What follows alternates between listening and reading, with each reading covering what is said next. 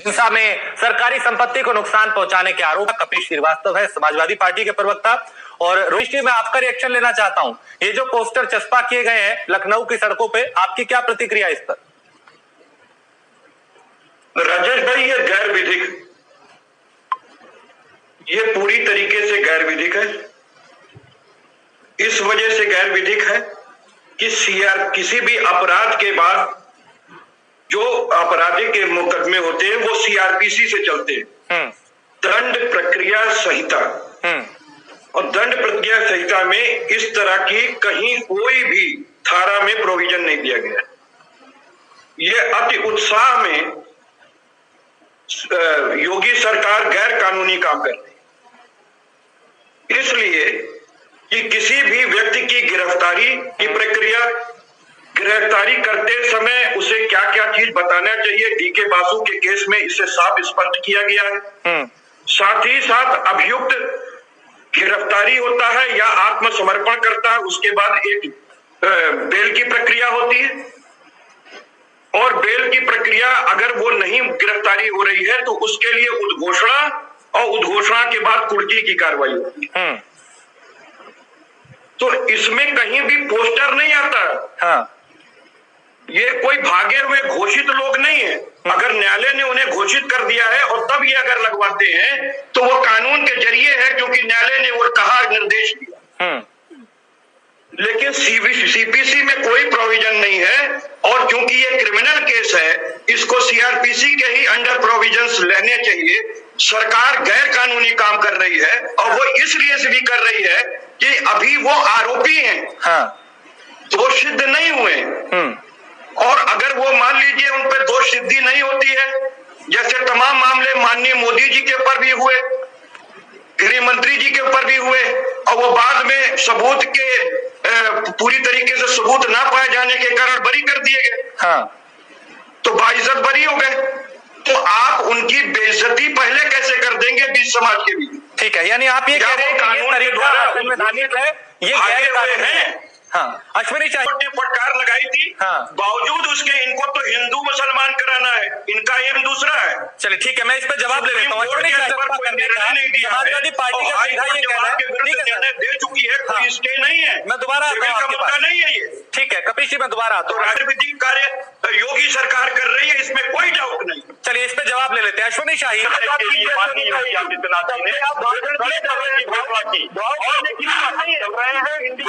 कायम है, हम लोगों को चिपकाने में सत्ता के चिन्हित करेंगे। और ये बताइए, मैं आपसे कहना चाहूंगा इसमें कई लोग अपराधी घुपत बनाए गए, आरोपी बनाए गए, सारी अपराधी नहीं, आरोपी बनाए गए।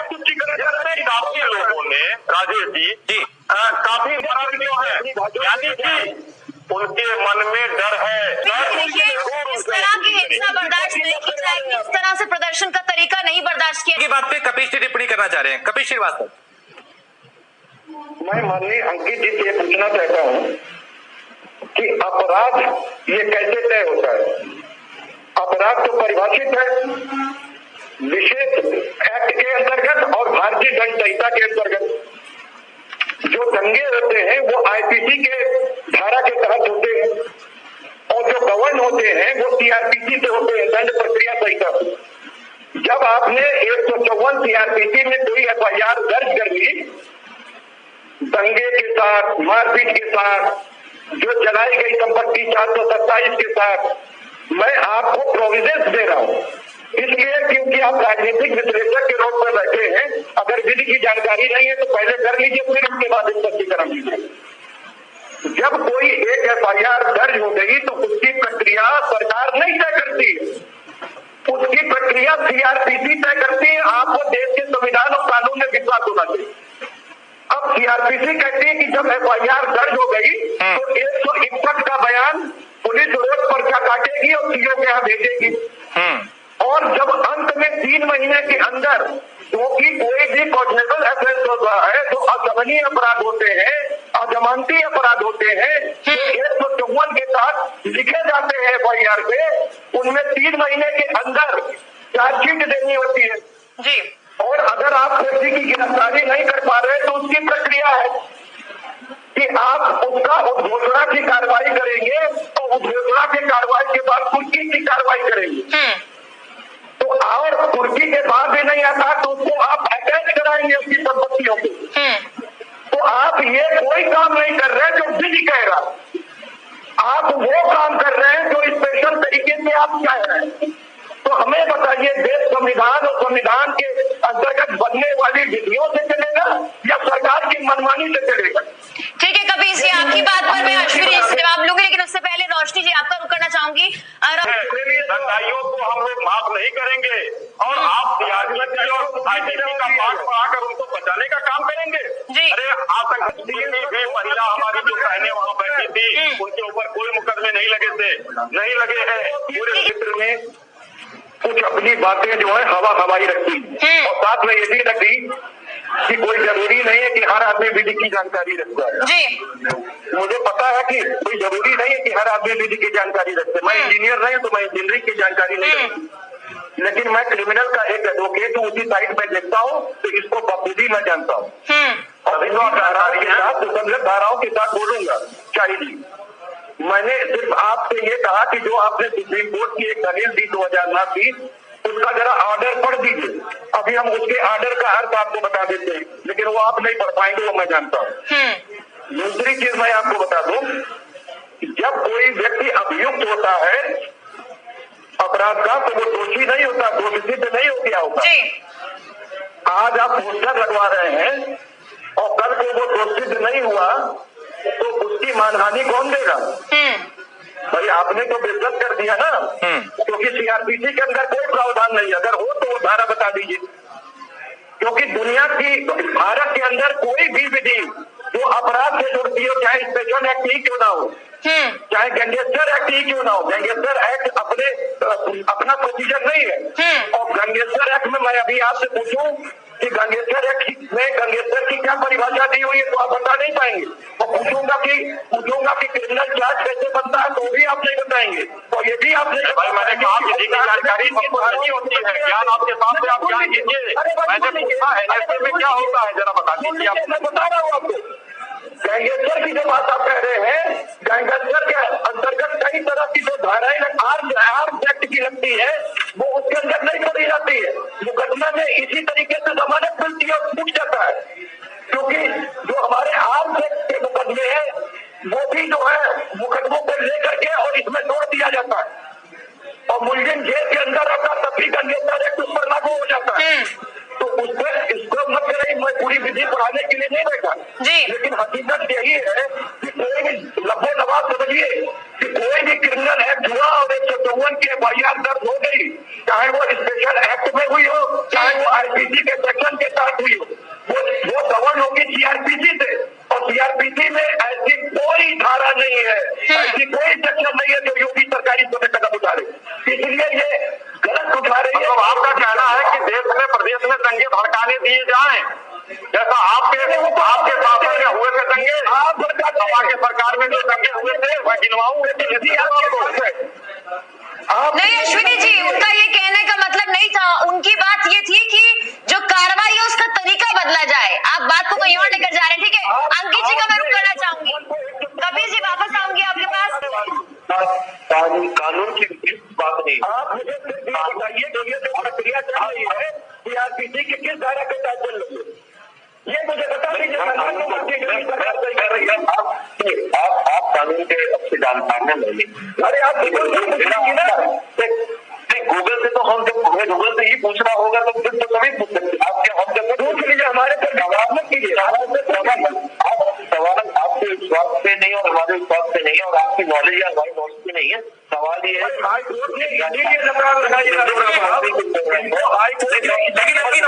अंकित एक चीज है, अंकित मैं दोनों को रोक के एक सवाल मैं आपसे जोड़ना चाहता हूँ। अंकित बात अनुसरण कीजिए, ठीक है। कपिल जी एक सेकंड कपिल जी, मैं कुछ और सवाल है उनके भी जवाब ले लेता हूँ इसी बात से। अंकित मैं आप ही से सपोर्ट नहीं करता है,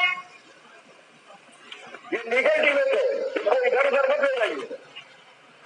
अंकित जी क्या आप इस फैसले को सपोर्ट करते हैं, इस तरह की कार्रवाई को, क्योंकि इलाहाबाद हाईकोर्ट तो सपोर्ट नहीं करता है। नहीं देखिए वो एक कानूनी प्रोसेस है, उस कानूनी प्रोसेस में जो भी जो भी आता है नेता का संगीन नाम है, ये हम अपनी बहन से पूछना चाहते हैं। उन्होंने सवाल तो दिया, लेकिन दंगों के खिलाफ आज आपका जो डिबेट है कि पोस्टर लगे और दंगों में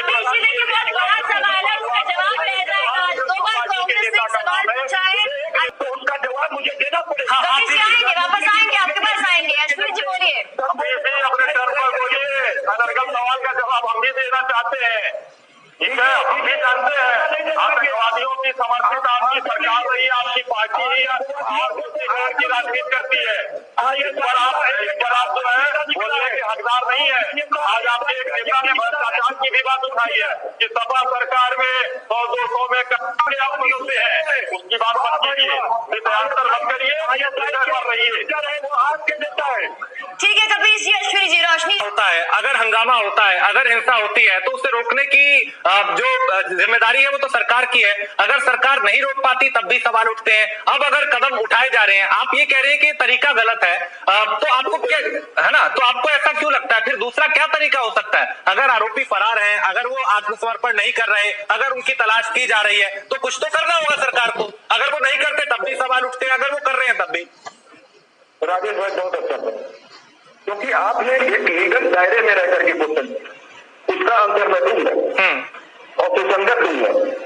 देखिए, कपिल श्रीवास्तव कुछ नहीं कह रहे हैं और कोई भी भारत का व्यक्ति इंडिविजुअल कुछ नहीं कह सकता है जिसके लिए सेट विधि हो, और जहां सेट विधि नहीं होती है उसका निर्वचन सिर्फ और सिर्फ माननीय न्यायालय कर सकती है, इसके अलावा कोई नहीं कर सकता। तो हम अपने मन से कुछ नहीं कहेंगे, हम वो कह रहे हैं जो सीआरपीसी का प्रावधान कह रहा है।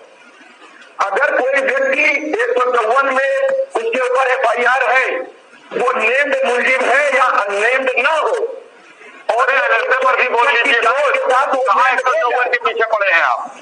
अरे भैया, तो तुम समझाने तो दीजिए मुझे, अगर मैं समझाऊंगा नहीं तो आप भी समझोगे नहीं, फिर आपको। अरे भाई, यहाँ ला का खिलाफ बोले चल रहा है, संविधान से भी बदलाव नहीं है। आप ये कानून का अच्छा नहीं चल रही है, आप जरा पर भी बोल लीजिए ना, इसमें क्या होता है। जब लीगल बात पूछी गई है तो लीगल तरीके से जवाब देना पड़ेगा। जी कपिल भाई बोलिए। बात कह रहा हूँ, जब एफआईआर दर्ज हो गई, आपको गिरफ्तारी करने का पावर है क्योंकि संज्ञेय अपराध घटित हुआ है। अगर संज्ञेय नहीं होता तो आपको मजिस्ट्रेट से आदेश लेना पड़ता, तो अब आपको आदेश नहीं लेना, आप गिरफ्तारी करिए, छापे डालिए, आप जहां जहां पता चल सके आप अपने मुखबिरों से पता कीजिए, इन्वेस्टिगेशन और गिरफ्तारी का मामला है। और अगर आप गिरफ्तारी नहीं कर पा रहे हैं तो आप घोषणा की कार्रवाई कीजिए, उसके बाद आप कुर्की की कार्रवाई कीजिए, और जो कुर्की की कार्रवाई होती है उसका जो लेखनी और मुनादी किया जाता है वो उसके दरवाजे पे चस्पा किया जाता है, उसके घर पर, ना कि चौराहे पर, ना पोस्टर बनाई जाती है। ठीक है कपिल जी, अंकित जी कुछ बोलना चाह रहे थे। अंकित जी एक सवाल भी है, देखिए अभी हाल फिलहाल में योगी सरकार ने जब लड़कियों को छेड़छाड़ जो लड़कियों के साथ होती है या फिर